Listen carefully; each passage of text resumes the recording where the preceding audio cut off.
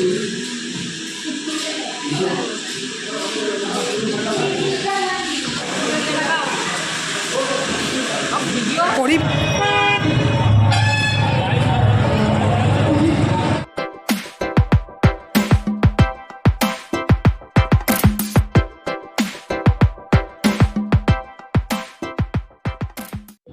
Morning and welcome back to my channel Soumita lifestyle.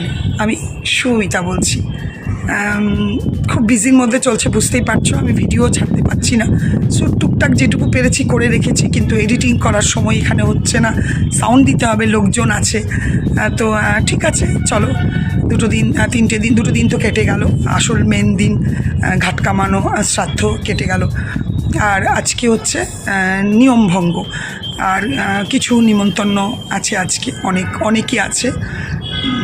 তো চলো, দিনটা সকাল থেকেই শুরু হয়েছে। অনেক সকালে আমরা বাজার গেছিলাম, আমি, ভাগনা আর আমার ছোটো যা, তিনজনে মিলে বাজার টাজার গেছিলাম। ওখানে কিছু কাজ ছিল, তারপর নিচেও কিছু দেখাশোনা যা হয় বাড়িতে। লোকের সত্যি সেরকম লোকবলটা কমই আছে, যে যার জায়গায় খুবই এই সময় ব্যস্ত। লাগাতার এখনকার দিনে জানো ছুটি পাওয়াটা সত্যি সবার পক্ষে মুশকিল হয়ে যায়। তোমাদের দাদা দুদিন ছিল, আজকে ভোরবেলাতে গেছে, একটুখানি দরকার আছে, চিত্তরঞ্জন গেছে, কাজে গেছে, আবার আসবে। আর কালকে তো মা দিদিরা এসেছিল, তারপরে জোর করেছে প্রচণ্ড, তাই জন্য দিদি আর বৌদি আজকে আবার আসবে বলেছে। চলো তাহলে যা হবে করব। আর তোমরা ভিডিও প্লিজ পারলে দেখো। আজকে কী বার? আজকে বুধবার, আর কাল তো আমি চলেই যাব, কারণ আবার শিবরাত্রি আছে, শুক্র শনি দুদিন শিবরাত্রি আছে। তো দেখা যাক কবে কি করব, সেই অনুযায়ী আমাকে চলতেও হবে। ঠিক আছে, চলো তাহলে দিনটা শুরু করেছি। চান টান হয়ে গেছে সমস্ত কিছু। আজকে আর কি আছে দেখা যাক, কি হয়, তোমাদেরকে অবশ্যই শেয়ার করব। চলো, আজকের যা নিয়ম রীতি ছিল সেগুলো হলো তেল হলুদ, দই হলুদ, যা যা হয় বাবা, অনেক কিছুই, অত তো ডিটেলস বলতে পারবো না। তো সেইগুলো নিয়ে আমি, চৈতি, তোমার দাদা আর বাবুল চললাম, সবাই মিলে বাবুলকে সঙ্গ দিতে। ওগুলো পুকুরে ফেলবে, চান করবে, আসবে। বৌমা ঘরেই করছে, আর দিদিও ঘরেই করে নিল, কারণ বাচ্চাটার পরীক্ষা শুরু হয়ে গেছে, ওই জন্য সম্ভব নয় ওর আসা, স্বাভাবিক। তো বসে থাকতে হয় আজকাল, তো জানোই বাচ্চাদের সামনে। তো চলো, হ্যাঁ, সাংঘাতিক একখানা গরু আসছে। এই জায়গাগুলো কি সুন্দর বাবা, কি পরিমাণে ফ্ল্যাট হচ্ছে দেখো, চারিদিকে শুধু ফ্ল্যাট হচ্ছে, আর বীভৎস একটা রোদ উঠেছে, বাপরে।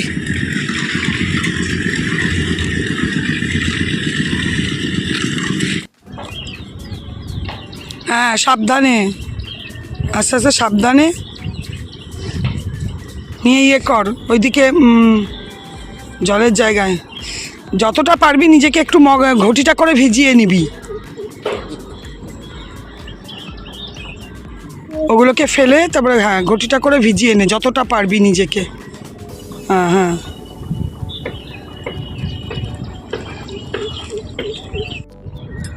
এটা ভালোই, এটা একটা দিঘি, পুকুরের মতো।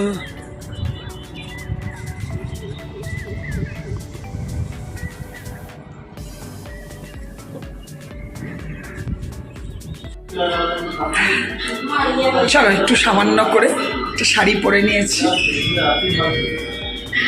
সব একে একে লোকজন আসা যাওয়া শুরু হয়ে গেছে। আমি যাচ্ছি নিচে লিফটের জন্য। এই যে পিছনে লিফটের জন্য দাঁড়িয়ে আছি। যারা আজ আমার ভিডিও প্রথম দেখছো তাদের উদ্দেশ্যে বলি, আমার নন্দায় মারা গেছে। এই ছবিটা হচ্ছে স্বাভাবিক, বুঝতেই পারছো, আমার নন্দায়, একটা মাত্রই নন্দায়। এখানে দেখো আজকে টিফিনে ছিল মুড়ি আলুর দম, খাওয়া দাওয়া করছে।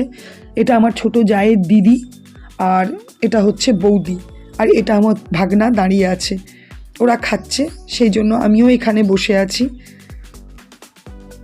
এটা হচ্ছে ওর দিদির, চৈতির দিদির ছেলে।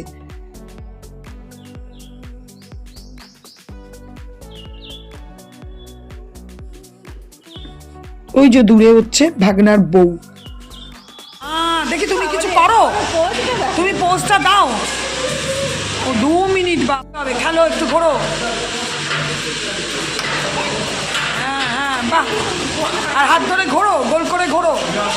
হ্যাঁ বাহ বাহ বাহ বাহ বাহ বাহ, ঠোকাঠুকি হয়ে যাচ্ছে তো, দুটো হাত ধরো। হ্যাঁ হ্যাঁ বাহ বাহ, আস্তে আস্তে আস্তে পড়ে যাবে, আস্তে আস্তে, জোরে না, পড়ে যাবে পড়ে যাবে।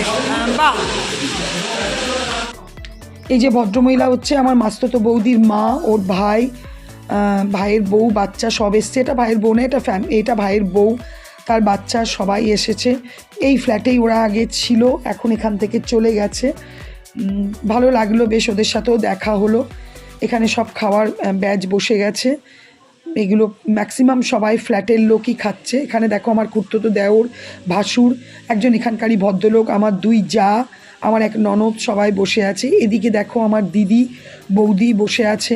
আজকে তো আর সেরকম কাজকর্ম কিছু নেই, আমি ওই কী করব, রেডি হয়ে সবার একটু ফটো তুলে বেড়াচ্ছি, আর চারিদিকে ব্যাচ বসছে, সেগুলোকেই একটু আধটু করে লক্ষ্য করছি। এখানে দেখো আমার খুড়তুতো দেওর, যা, ওরাও খেতে বসেছে। এখানে চৈতির দিদি আর চৈতির বৌদি, এই যে, আর এদিকে হচ্ছে চৈতির দিদির ছেলে, ওরাও খেতে বসে গেছে। বেশ আইটেম অনেক কিছুই ছিল, অনেক কিছুই করেছিল। ওদিকে দেখো আমার ভাসুর, এই যে, আর আমার দিদি আর বৌদি, ওরাও খেতে বসে গেছে। এখানে বাবুলের শ্বশুরবাড়ির লোকজন খেতে বসেছে।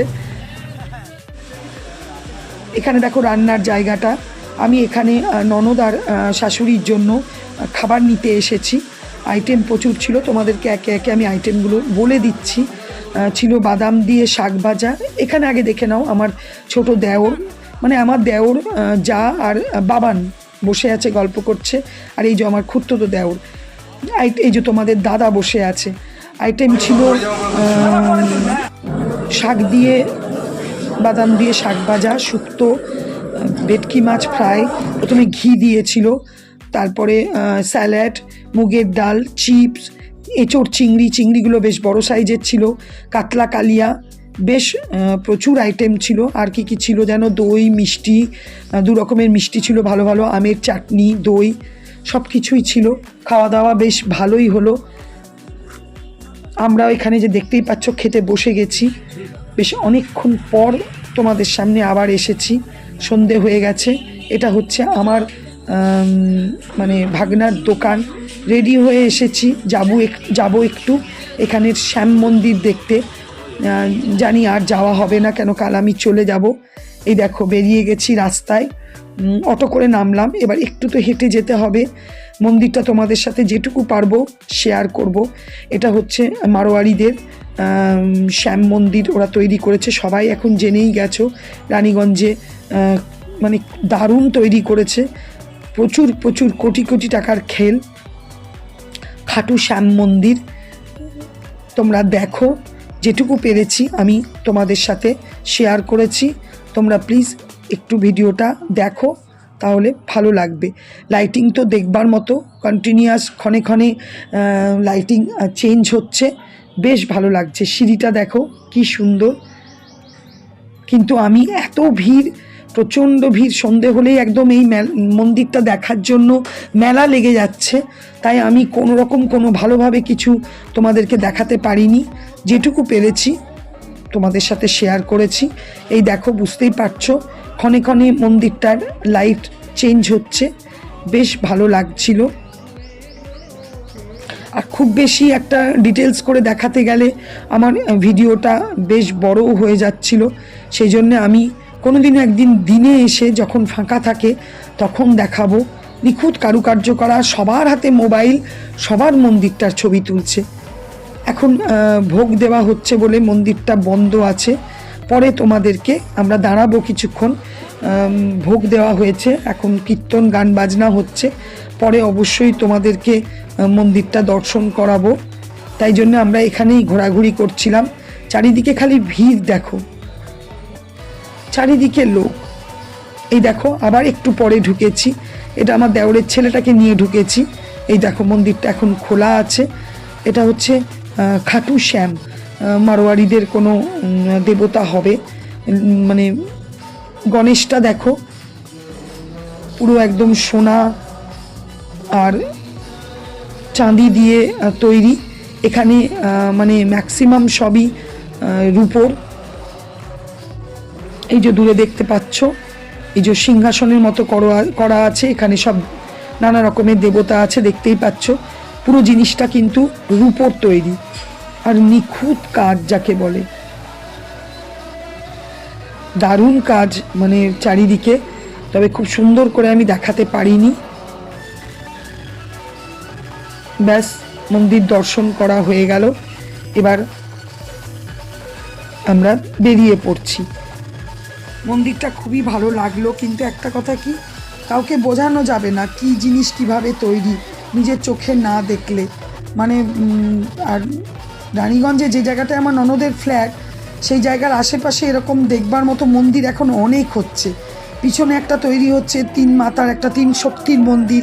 তারপরে একটা তো আছে অমৃতকুঞ্জ বলে একটা আশ্রম, সেখানেও। এখানে কিন্তু ডেলি গরিবদের খাওয়ানোও হয়। যাই হোক, আমরা এবার বাড়ির পথে চললাম। একটা দোকানে যাব, একটুখানি ডিম নেবার আছে, নিয়ে আমরা বাড়ির পথে যাব। আর ভিডিওটাও আজকে এখানেই শেষ করব। এই যে ভদ্রমহিলা গল্প করছেন, শ্যামলদা মারা গেছে সেটা জানে না, জানার পর বলছে অবাক লাগলো উনি কত ডিম নিয়েছেন। এখান থেকে আমরা হাঁসের ডিম সেদ্ধ নিয়ে বাড়ি চললাম, আর আজকে ভিডিওটা এখানেই শেষ করলাম।